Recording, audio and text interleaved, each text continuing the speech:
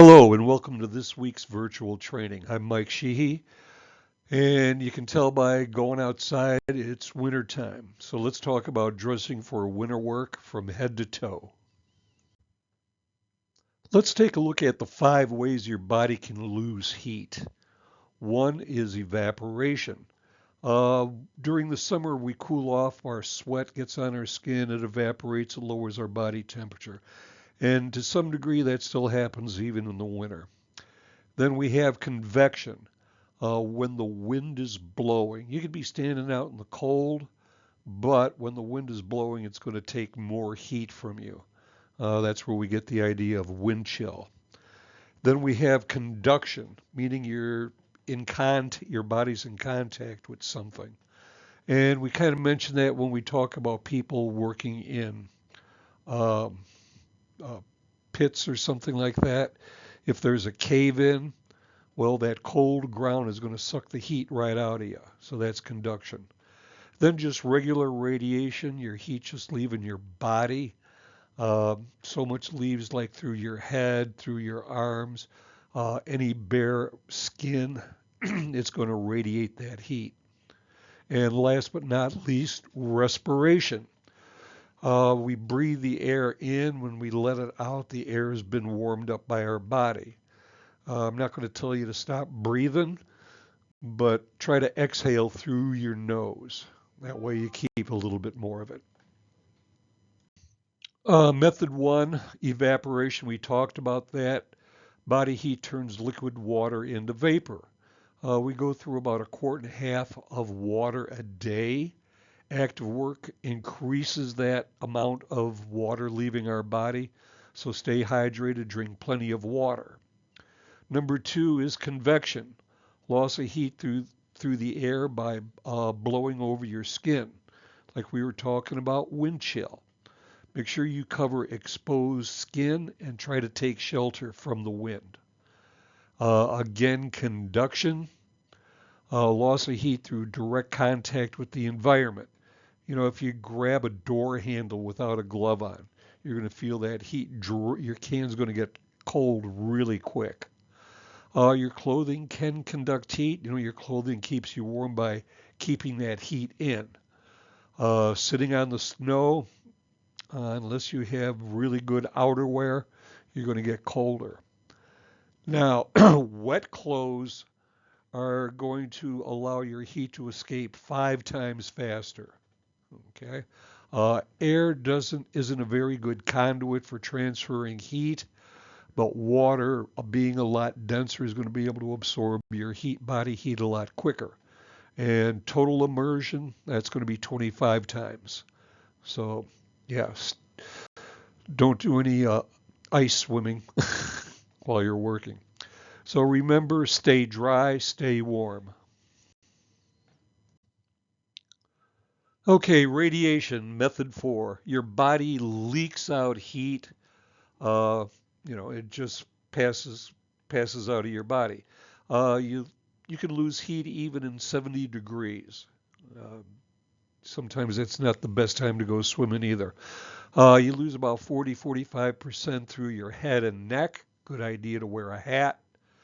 Up to 60% is lost if your hands and wrists and ankles are exposed. That anywhere where you have a lot of blood flow is going to increase the amount of heat you lose. So cover exposed high radiating areas. And then finally, we talked about it, respiration. Air is warmed when you exhale, so that results in a loss of heat. Uh, no, like I said, don't quit breathing, but breathe through your nose. That'll help keep the heat towards your head. And also maybe use a neck gaiter or a balaclava.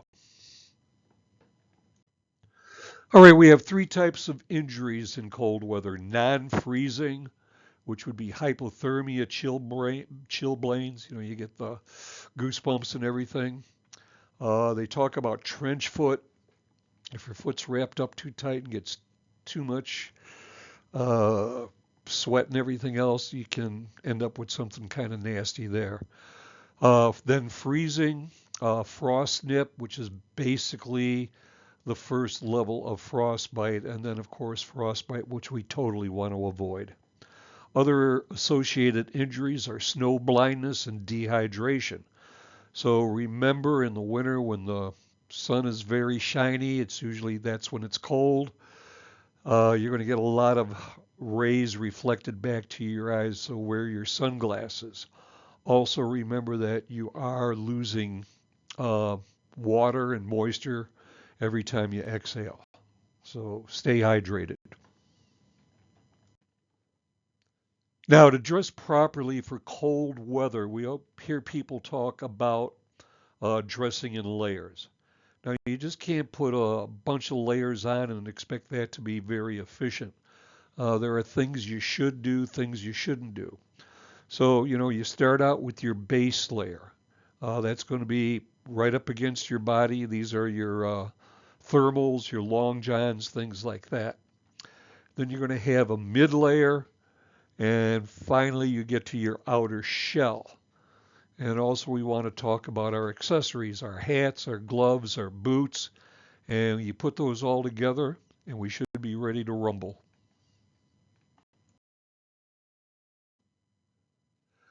An important part about layering is remembering that uh, as we're staying warm, we're producing moisture. We're sweating. Even if it doesn't seem like very much, it still builds up.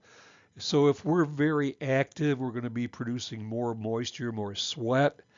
And if that doesn't go anywhere, if that just sticks to our body and we stop moving, then that sweat is going to start to freeze. And that could lead to hypothermia. So we want our base layer to have a wicking action. It's going to pull moisture away from the body to the outside.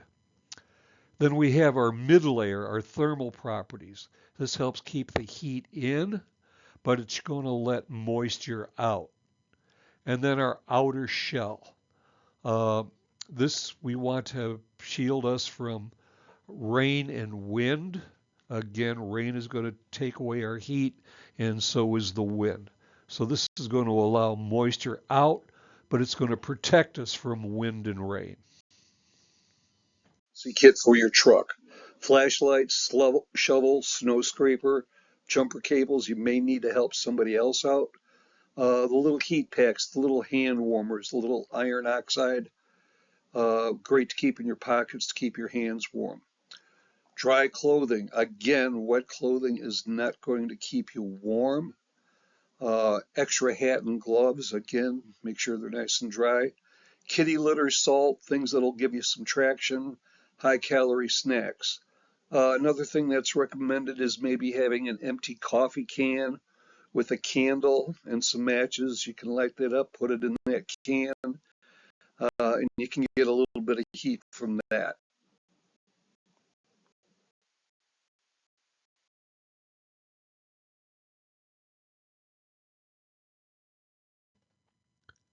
Okay, let's start talking about some of our accessories. Let's start with our work gloves and what to consider. So for winter work, we could wear gloves, we can wear mittens, and maybe something in between. Now, mittens offer the best protection from the cold because they keep our fingers together, the blood is flowing, we're going to conserve heat. There's fewer seams where air can get in, but you sacrifice dexterity. It's harder to manipulate small objects like a drill or a chainsaw, and forget about operating a smartphone. Then we have sort of like a combination shooting gloves. They're kind of like a mitten. They cover your phalanges, your fingertips, and everything else, but you can flip it back open so you can, work with some finer equipment, bolts and nuts and things like that, or pull the trigger. And then normally what people are wearing are going to be gloves. Better mobility than the mittens, but you're going to lose heat quicker. With all the stitching, the fingers being separated, that body heat just radiates out. Now, gloves are made out of several different materials to protect your hands from the cold, from getting blisters, or having injuries. Gloves are made up of multiple layers of insulation for your warmth. The outer shell is there to protect from abrasion, help give you better grip so you can handle tools, and a cuff to keep snow out of the glove. Now the insulation parts. Most gloves mix some sort of thinsulite and foam and fleece to help keep the hands warm. Most winter gloves use a fleece inner layer that feels soft to your skin, and additional layers to help retain heat. Some gloves have a reflective liner that helps keep in. Think about your those aluminum blankets, the space blankets. Sometimes they'll have something like that. Okay, your outer shell. Winter work gloves have either nylon, latex, or a leather shell, and sometimes a combination of materials. Nylon and rubber have the greatest dexterity, but they wear out quicker than leather. Now, leather is thicker and it has a level of cut and puncture resistance, which may be a good thing for you. Now, with leather gloves, typically people are using either deerskin or cowhide. Deerskin is more flexible, but again, that will wear out quicker than cowhide. And we found out through a couple of our vendors in that if you can get them, goat skin is more durable than cowhide. Now, for max durability, you want to go with an animal skin of some sort. For maximum mobility, you want nylon or rubber. And if you're going to be working in wet conditions, again, go with the rubber. Okay, let's talk about our headgear. Then we said, we lose about 40% or so of our heat through our head. So typically we have the beanie or the toque. These can be worn under your hard hat. The only thing is make sure that it doesn't have one of those pom-poms so it gets caught up in the webbing inside of your hard hat. Another option is the hard hat liner. Now this is strapped directly to the webbing inside of your hard hat. It may not be as warm as a toque, but it's secured to the hard hat, so it's always going to be there. And then we have the ski mask or balaclava. It's the warmest and most versatile option that you have. It can cover your head, your neck, and your face. Some will extend down below the neck so you have even more of a complete seal. A lot of times you can just peel these back and they're just around your neck. Then you can pull it up to get up over your head. And if you need to, you can pull it up over your nose. So very versatile. Okay, let's talk about your winter work boots. One thing for sure, you want to have lugged or logger soles for traction. Um, I had a pair of climbing boots that I wore when I was doing a lot of construction and maintenance, and they were an expensive pair, and eventually the soles ran out, and I had to send them in to get refit. While I did that, I was waiting for them. I went and told myself a pair of combat boots would work just fine.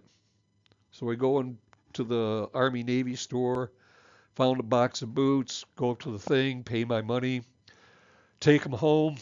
Next day, put them on, step outside, and almost killed myself. I found out I didn't buy combat boots. I had bought parade boots. So they had flat soles. So as soon as I touched the snow and ice, I was just jitterbugging all over the place. So be careful about that. Now, they should be insulated. Typically, a lot of modern boots are going to be using thinsulite, typically somewhere between 400 and 1,000 grams. So the more grams of thinsulite you got, the more heat you'll be able to retain. Now, again, we're talking about waterproofing. Make sure you waterproof your boots regularly. Once your feet are wet, you're going to be cold for the rest of the day. Sorry, there's nothing we can do about that. Another option to look for on your winter boots is that the tongue is fully gusseted, meaning there's no gap between the tongue and the side of your boot. So there's no place for snow or water to enter the boot. All right, now in conclusion, Stay dry, stay warm. Dress in layers. Now remember, these layers should be loose on you so they can help retain heat better. If they're tight, heat's going to pass right through them. So happy holidays, and we'll see you next year. Goodbye.